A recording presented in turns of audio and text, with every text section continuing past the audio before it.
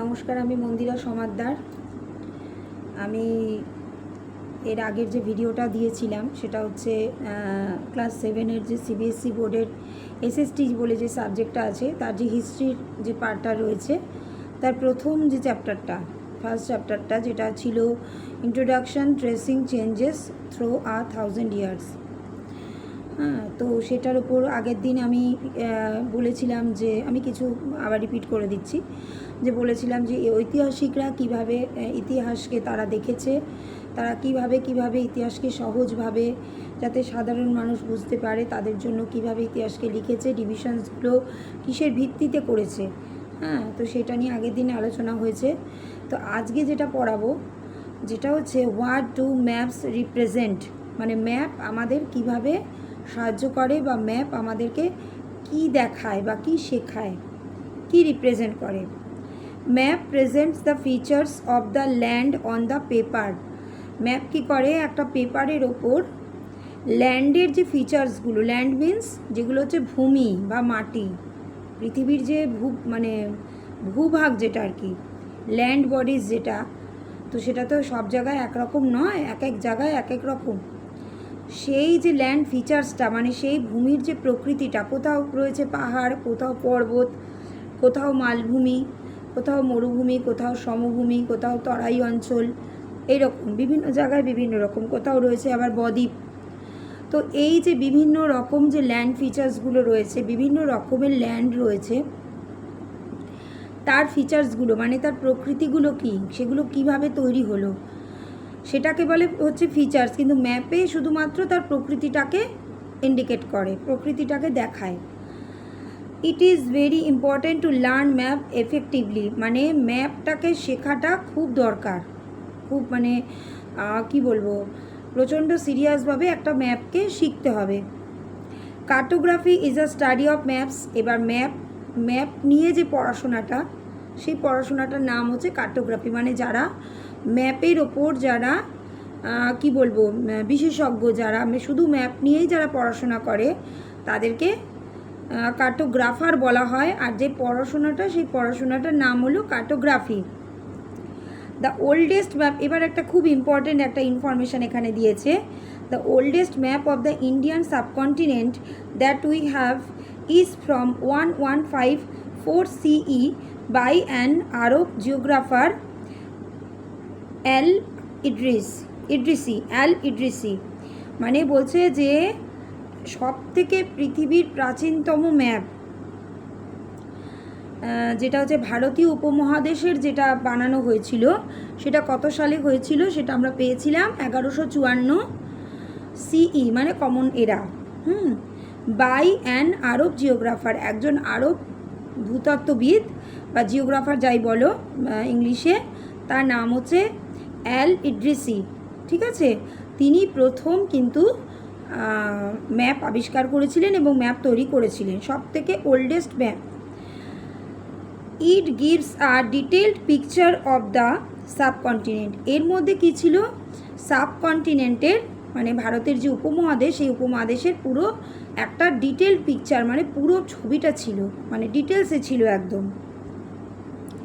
Letter in 1720s, মানে 1720 যে মানে টাইমিংসটা, 20s এখানে লেখা রয়েছে কেন, 1720 থেকে 1729 পর্যন্ত, মানে 1720 থেকে 1729 অবধি যে কটা আর কি ঘর আসছে, 20, 21, 22, 23 এইভাবে, সেই জন্য এখানে লেখা হয়েছে 1720s। A French cartographer gave an improved of the version, মানে একজন ফ্রেঞ্চ কার্টোগ্রাফার যিনি ম্যাপ বিশেষজ্ঞ বা বিশারদ যাই বলো না কেন, তিনি এই যে ভার্সনটা যেটা আমাদের এই যে আরব জিওগ্রাফার যেটা করেছিলেন 1154-তে, তার একটা ইমপ্রুভ ভার্সন মিন্স হচ্ছে মানে সেটাকে আরও ভালো করে বর্ণনা করা, ব্যাখ্যা করা।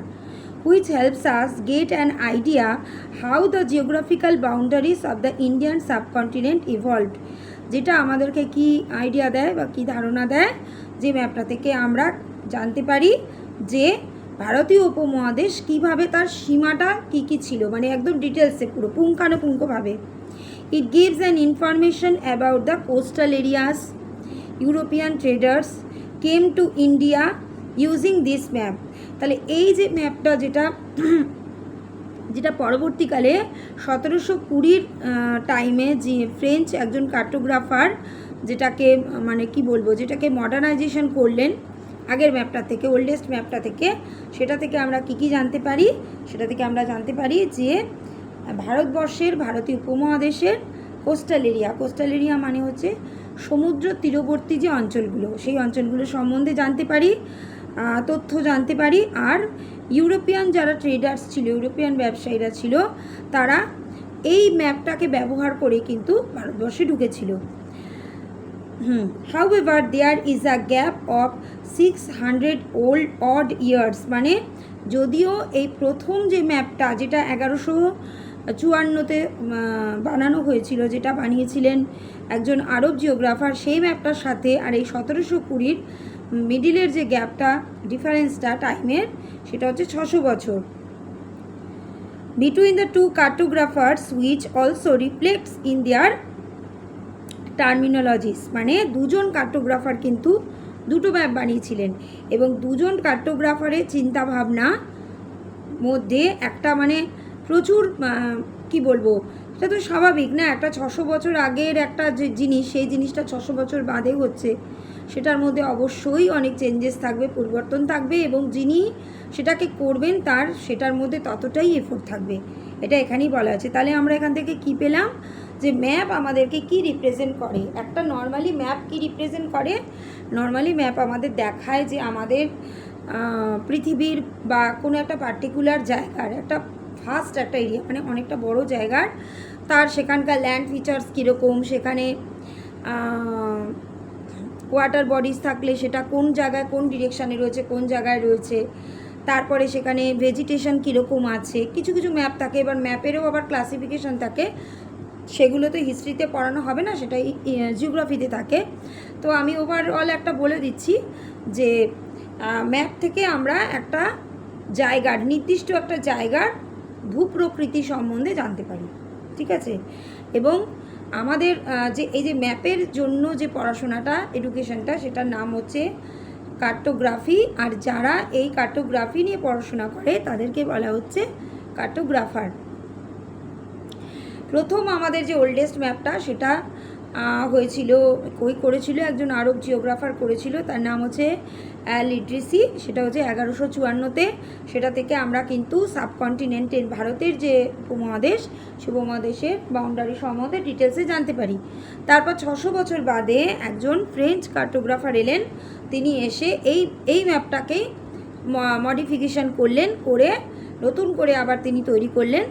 সেই ম্যাপটা থেকে কিন্তু আমরা কি জানতে পারি? আমরা আরও ভালো করে, আরও পুঙ্খানুপুঙ্খভাবে, আরও ডিটেলসে আমরা ভারতের যে সমুদ্র উপকূলবর্তী অঞ্চলগুলো, ভারতীয় উপমহাদেশের মানে কোস্টাল এরিয়া যেগুলো, সেগুলো সম্বন্ধে জানতে পারি। আর ইউরোপিয়ান ট্রেডার্সরা এই ম্যাপের কিন্তু সাহায্য নিয়ে ভারতবর্ষে প্রবেশ করেছিল। যদিও এখানে বলা হয়েছে একটা লাইন, যদিও এই দুটো ম্যাপের মাঝখানে যে টাইমের ডিফারেন্সটা 600 বছরে রয়েছে, কিন্তু যারা এই যে দুজন কার্টোগ্রাফার ম্যাপ দুটোকে বানিয়েছিলেন, তাদের কিন্তু যথেষ্ট তাদের অবদান সেটাই ম্যাপের ওপর রিফ্লেক্ট করেছে। এই গেল। এবার নেক্সট যেটা বলেছে সেটা হচ্ছে ওয়ার্ডস ইউজ টু ডিসক্রাইব ইন্ডিয়া, মানে ইন্ডিয়াকে বর্ণনা করার জন্য যে শব্দগুলো ব্যবহার করা হয়েছে। The records of history are written in several languages, মানে ইতিহাসের যে রেকর্ড, সেই রেকর্ড কিন্তু বিভিন্ন ভাষায় লেখা রয়েছে। ইন অ্যান্সিয়েন্ট টাইমস, প্রাচীনকালে, ইন্ডিয়া ওয়াজ কল্ড আর্যভট্টা অ্যান্ড ভারতবর্ষা। প্রাচীনকালে কিন্তু প্রাচীন যে ইতিহাস, সেই ইতিহাসে কিন্তু আমাদের ভারতবর্ষকে বা ইন্ডিয়াকে বলা হতো আর্যভট্টা। কেন বলা হতো আর্যভট্টা? এটা আমরা প্রিভিয়াস ক্লাসে পড়েছি যে আর্যরা ভারতবর্ষে ঢুকেছিল, তো আর্যরা ওদের নিজেদের থাকার জন্য একটা জায়গাকে নির্দিষ্ট করে নিজেদের মতন করে তৈরি করেছিল, সেই জায়গাটাকে ওরা নাম দিয়েছিল Aryabhatta. And Bharatvarsha, India is also known as the land across the river Sindhu. River সিন্ধুর ওপর দিয়েও যে জমিটা গেছে বা পাশ দিয়ে গেছে, বা রিভার সিন্ধু যে জায়গার ওপর দিয়ে গেছে, সেই জায়গাটাকেও বলা হতো ইন্ডিয়া, তাকেও ইন্ডিয়া বলে পরিচিত হতো। The Sanskrit word for Sindhu was pronounced Hindu in old Persian. পুরনো পার্সিয়ানে সংস্কৃত ভাষায় সিন্ধুকে বলা হতো Hindu. The Greeks referred to it as India. গ্রিকরা একে কী বললো? ইন্ডিয়া হিসেবে পরিচয় দিল। ইন দ্য 13th সেঞ্চুরি, 13 শতাব্দীতে, Minhaj e Siraj in a chronicle described it as Hindustan. Minhaj e Siraj কী করলেন? তার ক্রনিকল মানে একটা ওয়েব সিরিজ টাইপের আর কি, যেটা আমরা এখন বলি পরপর আর কি, চ্যাপ্টার 1, চ্যাপ্টার 2, চ্যাপ্টার 3 এরকম পরপর কন্টিনিউ একটা ওনার লেখার মধ্যে কিন্তু ইন্ডিয়াকে হিন্দুস্তান বলে ব্যাখ্যা করেছেন। A land captured by Mohammad Ghori and comprised area of Punjab, Haryana, Delhi, parts of modern Uttar Pradesh. Mohammad Ghori ইন্ডিয়াতে ঢুকেছিল। ইন্ডিয়াতে ঢুকে তিনি ভারতবর্ষের এই রাজ্যগুলোকে তিনি দখল করেছিলেন। কি কি? Punjab, Haryana, Delhi, parts of modern Uttar Pradesh. Modern means এখনকার যেটা উত্তরপ্রদেশ, তার কিছু অংশ তিনি দখল করেছিলেন। আচ্ছা, এবার বলেছে Babur, the first Mughal emperor, প্রথম মুঘল সম্রাট Babur used the term to describe the whole Indian subcontinent along with its flora and fauna. Flora fauna কি আমরা জিওগ্রাফিতে পড়েছি, প্রিভিয়াস ক্লাসে পড়েছি। ফ্লোরা ফাউনা মানে হচ্ছে প্লান্টসের যে জগৎ এবং অ্যানিমেল বা আমাদের যে জগৎ আর কি। তো সেখানে বাবর প্রথম মুঘল সম্রাট এই টার্মটা ইউজ করেছিলেন পুরো ভারতবর্ষ, ভারতীয় উপমহাদেশকে, even along with its flora and fauna মানে তার সাথে উদ্ভিদ জগৎ এবং প্রাণী জগৎকে মিলিয়ে। Hindu in French became Inde, INDE, সেটা ফ্রেঞ্চ ভাষায় হিন্দুকে ইন্দ বলা হচ্ছে। This word came into English as India. এই ইন্দ থেকেই ইংলিশে এসছে ইন্ডিয়া। তাহলে ইন্দ শব্দটা কিন্তু ফ্রেঞ্চ ওয়ার্ড, এটা কিন্তু আসতে পারে। আচ্ছা, the same term nowadays has undergone a change in meaning. এই সেম টার্নটাই এখন ব্যবহার হচ্ছে, কিন্তু মানেটা পরিবর্তন করে আর কি। দ্য ওয়ার্ড ফরেনার, এবার বলেছে ফরেনার বলতে কি বোঝো? ফরেনার মানে আমরা কি বুঝি? বিদেশি। Means a person who belongs to a country that is not our own, মানে এমন একটা দেশের মানুষ যে কিন্তু আমাদের নিজেদের নয়, মানে আমাদের দেশের নয়। বাট ইন মেডিভেল টাইমস, কিন্তু মধ্যযুগে, a foreigner or pardeshi stood for a person who came into the town or village from outside. কিন্তু মধ্যযুগে কিন্তু ফরেনার বলতে বা পারদেশি বলতে কোনো একটা শহর বা কোনো গ্রাম থেকে আসা, মানে আউটসাইড, মানে যেমন আমি শ্রীরামপুরে থাকি, তো শ্রীরামপুরটা একটা শহর।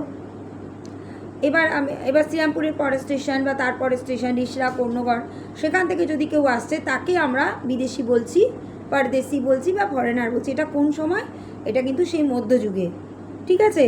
তাহলে আজকে আমরা কি পড়লাম? আজকে ম্যাপ সম্বন্ধে পড়লাম আমরা। প্রথম ম্যাপকে আবিষ্কার করেছিল এবং সেই ম্যাপ থেকে আমরা কি জানতে পারি এবং কে আবিষ্কার করেছিল। কার্টোগ্রাফি কি, কার্টোগ্রাফার কি, ম্যাপ আমাদেরকে কিভাবে সাহায্য করে বা কি রিপ্রেজেন্ট করে। তারপরে 600 বছর বাদে সেকেন্ড যে ম্যাপটা বানানো হয়েছিল সেটা কে বানিয়েছিল এবং তার থেকে আমরা কি জানতে পারি। এই গেল সেকেন্ড। আমরা পড়লাম ভারতবর্ষের বিভিন্ন নাম সম্বন্ধে। কখনো ভারতবর্ষকে হিন্দু বলা হয়েছে, কখনো আর্যবার্তা বলা হয়েছে, কখনো ভারতবর্ষ বলা হয়েছে, কখনো ইন্দ বলা হয়েছে, ইন্দ থেকে এসে ইন্ডিয়া। হ্যাঁ, তারপরে মিনহাজি সিরাজ তার লেখায় ভারতবর্ষকে হিন্দুস্তান বলে ব্যাখ্যা করেছেন। এগুলো আমরা জানতে পারলাম। তারপর আমরা জানতে পারলাম ফরেনার বলতে আমরা কি বুঝি। এখন আমরা ফরেনার বলতে যেটা বুঝি, মধ্যযুগে কিন্তু ফরেনার বলতে সেটা বোঝানো হতো না। তখন অন্য শহর বা অন্য গ্রাম থেকে আসা মানুষকেও কিন্তু ফরেনার বা বিদেশি বলা হতো। তাহলে আজ এই অবধি থাকুক। আশা করছি সবার বুঝতে কোনো অসুবিধা হচ্ছে না। আমি আমার আপ্রাণ চেষ্টা করব, আমি আমার মতন করে একদম সোজা ভাষায়, সরল ভাষায় যাতে বাচ্চারা বুঝতে পারে। একটা চ্যাপ্টারকে ভালোভাবে না বুঝলে, ভালোভাবে না জানলে কি করে তারা শিখতে পারবে? হয়তো মুখস্থ করবে, কিন্তু মুখস্থ করে তো জ্ঞান অর্জন করা যায় না। মুখস্থ করে ওই নাম্বার পাওয়া যায়, মার্কস পাওয়া যায়। কিন্তু আমরা যদি আমাদের দেশের ইতিহাস বা আন্তর্জাতিক ইতিহাস আমরা না জানি, তাহলে আমরা কি জানলাম? সেই জন্য আমাদের যে মাতৃভাষা, সেই মাতৃভাষায় আমাদেরকে বুঝতে হবে। আমি এরপরে একটা ভিডিও বানাবো যেটাতে আমি কিছু টেকনিক্স বলে দেবো আশা করছি সেই টেকনিক্সগুলো যদি বাচ্চারা ফলো করে তাহলে পরীক্ষার সময় অসুবিধা হবে না, কারণ এদের তো প্রচুর হিউজ সিলেবাস, এরা অনেক বেশি কিছু জানছে। আমরা কিন্তু এই বয়সে এত কিছু জানিনি, পড়িনি, আমরা যখন পড়াশোনা করেছি, কিন্তু এরা প্রচুর কিছু জানছে। তার জন্য এদেরকে টেকনিক ফলো করতে হবে, টেকনিক ফলো করে এদের পড়াশোনা করতে হবে। তার জন্য প্রথম সেটা হচ্ছে গোটা চ্যাপ্টারটাকে ভালো করে বোঝা, ভালো করে জানা। তারপর আমি কোশ্চেন অ্যান্সারে যাব, কোশ্চেন অ্যান্সার মুখস্থ করব। কিন্তু আগেই আমি চ্যাপ্টারটা আর বুঝলাম না, জানলাম না, আগে আমি কোশ্চেন অ্যান্সার মুখস্থ করতে চলে গেলাম, তাহলে কিছু এর কোনো লাভ হবে না। এটার মার্কস আসবে হয়তো, তাও একটা লিমিটেড ক্লাস পর্যন্ত, তারপর কিন্তু সেই মার্কসটা কিন্তু ডিক্রিজ করবে।